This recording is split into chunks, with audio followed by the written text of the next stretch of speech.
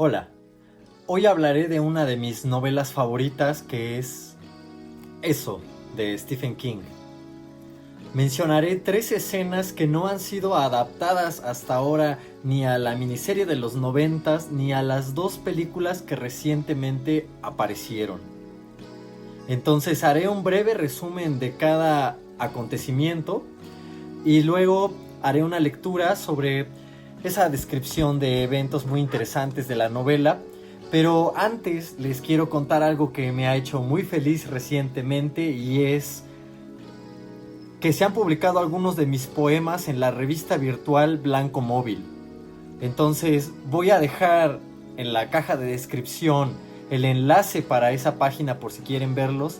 En realidad esos poemas no han salido ni en mi libro del Evangelio de la Depresión y ni siquiera en este canal en los videopoemas que algunas veces subo. Entonces, la primera escena de las que les quiero comentar se refiere a la visión que tiene Stan, el del Club de los Perdedores, sobre eso. Él no se encuentra a la momia como en la miniserie de los 90s y tampoco se encuentra a una pintura que de repente cobra vida, sino que se encuentra en la torre de depósito allende a los Barrens, a aquel lugar baldío donde jugaban los niños, y empieza a escuchar unas voces. Entonces él se dirige a la torre y, siguiendo aquel rastro, empieza a imaginarse algunas sensaciones como de feria, como de circo.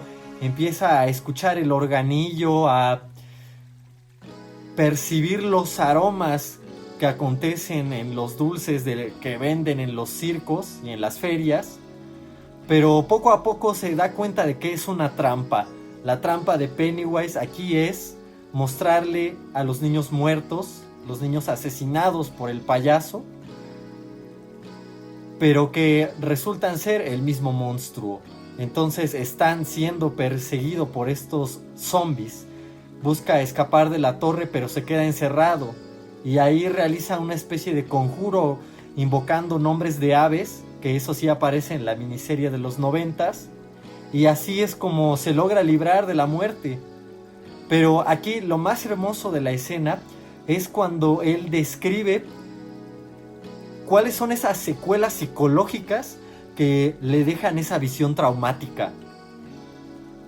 Él dice: aquel evento me ha ofendido.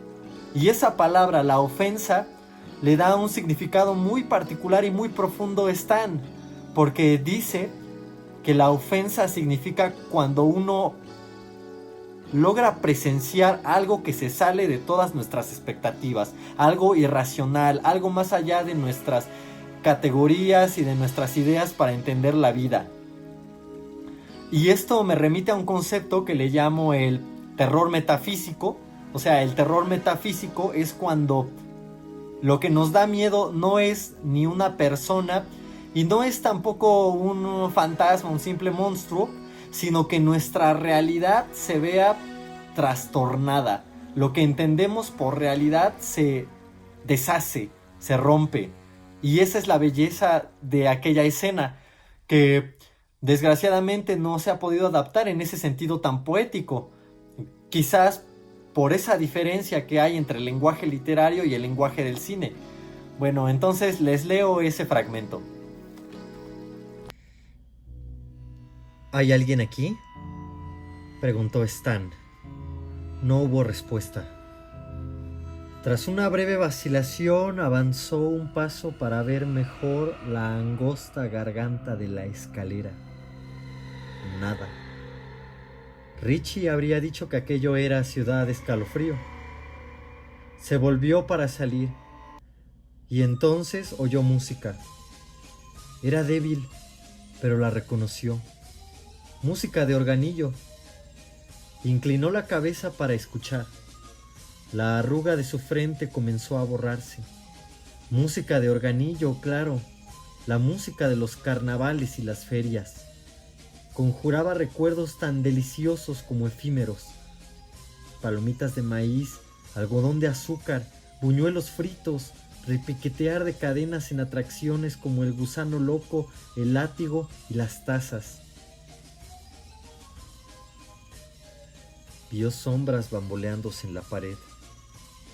Sobre él, el terror atenazó la garganta de Stan. Era como tragarse algo caliente y horrible, un repulsivo medicamento que lo galvanizaba a uno como la electricidad.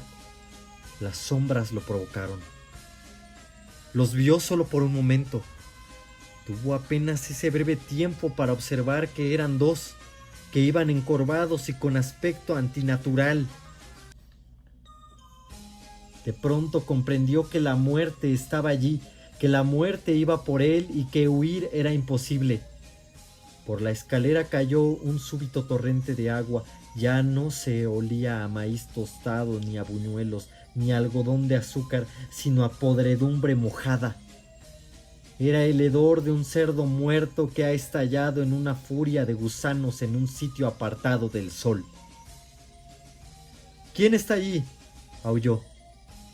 Le respondió una voz grave, burbujeante, que parecía ahogada de barro y agua vieja. Los muertos, Stanley. Somos los muertos. Nos hundimos, pero ahora flotamos. Y tú también flotarás. Sintió que el agua le mojaba los pies y se apretó contra la puerta, horrorizado. Ya estaban muy cerca. Se sentía su proximidad, se les podía oler. Estamos muertos, pero a veces fanfarroneamos un poco por ahí, Stanley, a veces. Era su libro de pájaros. Sin pensarlo, Stan lo cogió. Tenía la bolsa en el bolsillo, el del impermeable, y no podía sacarla. Uno de ellos había llegado abajo.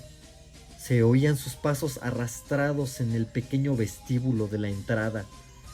En un momento estiraría la mano haciéndole sentir su carne fría. Dio un tirón terrible y sacó el álbum. Lo sostuvo ante sí como si fuera un endeble escudo, sin pensar en lo que hacía, pero seguro de que era lo correcto. ¡Petirrojos!, vociferó en la oscuridad. Y por un momento, la cosa que se aproximaba estaba a menos de 5 pasos. Vaciló, y por un momento Stan sintió que la puerta cedía. Pero ya no estaba acurrucado contra ella, se irguió en toda su estatura en la oscuridad, se humedeció los labios y comenzó a entonar: petirrojos, grullas, alondras, tanagras, escarlatas, grajos, carpinteros, pájaros, ruiseñores, paros.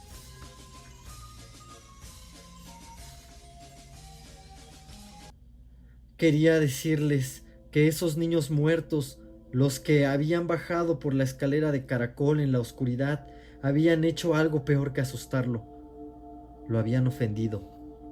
Ofendido, sí, era la única palabra que se le ocurría, pero si la pronunciaba se reirían de él. Le tenían cariño, sin duda, y lo habían aceptado como a un igual, pero aún así se reirían de él. Sin embargo, había cosas que ofendían el sentido del orden de cualquier persona cuerda. Ofendían la idea esencial de que Dios había dado a la tierra una inclinación sobre el eje para que el crepúsculo durara solo 20 minutos en el ecuador y más de 1 hora en los polos, que, después de haber eso, había dicho: bueno, si pueden calcular la inclinación, podrán calcular todo lo que quieran, porque hasta la luz tiene peso, y cuando la nota de un silbato desciende bruscamente es por el efecto Doppler, y cuando un avión rompe la barrera del sonido, el estruendo no es el aplauso de los ángeles ni la flatulencia de los diablos, sino el aire que cae de nuevo en su lugar. Yo les di la inclinación y me senté en la platea para presenciar el espectáculo. No tengo otra cosa que decir salvo que 2 más 2 son 4, que las luces del cielo son estrellas, que si hay sangre, los adultos la ven tanto como los niños, y que los niños muertos están.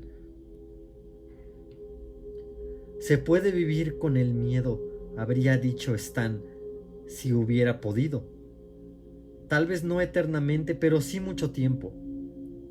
En cambio, con la ofensa no se puede vivir, porque abre una grieta en tu pensamiento y si miras dentro de ella ves que allí hay cosas vivas, cosas con ojos amarillos que no parpadean y que huele muy mal en esa oscuridad. Y al cabo de un rato acabas por pensar que tal vez haya todo un universo distinto allá abajo, un universo donde hay una luna cuadrada en el cielo, donde las estrellas ríen con voces frías, un universo donde algunos triángulos tienen 4 lados y otros 5, y otros 5 a la quinta potencia. En ese universo puede haber cosas, rosas que canten. Todo lleva al todo, les habría dicho si hubiera podido. Ved a vuestra iglesia y escuchad esas historias de que Jesús caminó sobre las aguas, pero si yo viera a un tipo haciendo eso, gritaría hasta quedarme ronco, porque a mí no me parecería un milagro, sino una ofensa. Como no podía decir nada de eso, se limitó a insistir. Asustarse no es problema, pero no quiero meterme en algo que me haga terminar en el manicomio. ¿Pero nos acompañarás a hablar con él?, preguntó Bev. ¿Escucharás lo que nos diga? Por supuesto, dijo Stan y se echó a reír. Tal vez convenga llevar mi álbum de pájaros. Todos rieron, y de esa manera resultó más fácil.